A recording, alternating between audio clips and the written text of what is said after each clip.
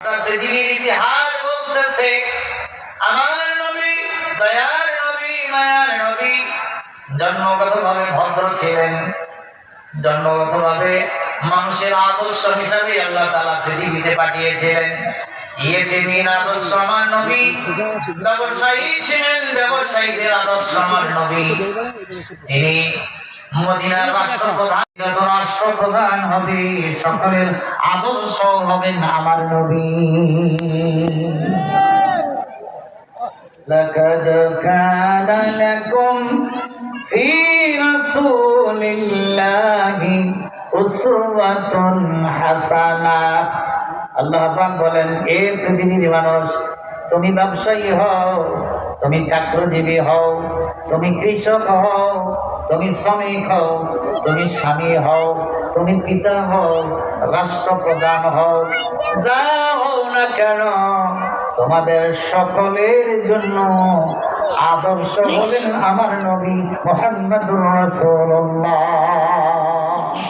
সাল্লাল্লাহু আলাইহি ওয়াসাল্লাম।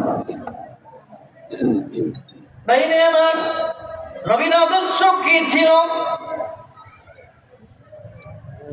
বুখারী খোলেন, মুসলিম খোলেন, নাসাই খোলেন, ইবনে মাজাহ খোলেন, তিরমিজি খোলেন, শামাইলে তিরমিজির ভিতরে লিখিত বিশ্ব নবীকে বলা হয় সাদিক মাসদুক। জীবনে কোনদিন সত্য কথা ছাড়া বলেন নাই, জীবনে কোনদিন মিথ্যা কথা বলেন না।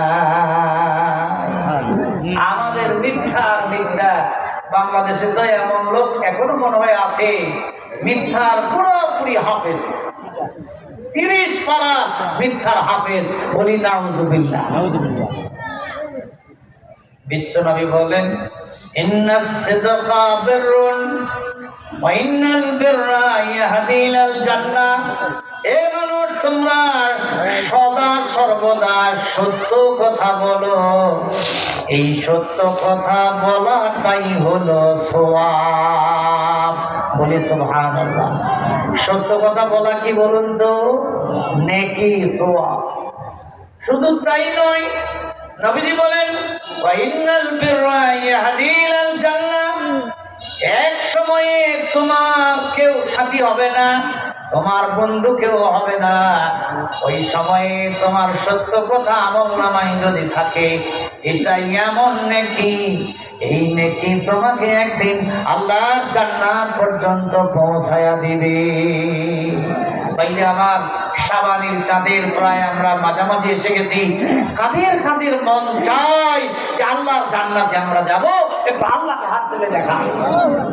লিল্লাহি তাকবীর, লিল্লাহি তাকবীর। আল্লাহ, আমরা বড় আশা নিয়ে এই শাবানে হাত তুলেছি।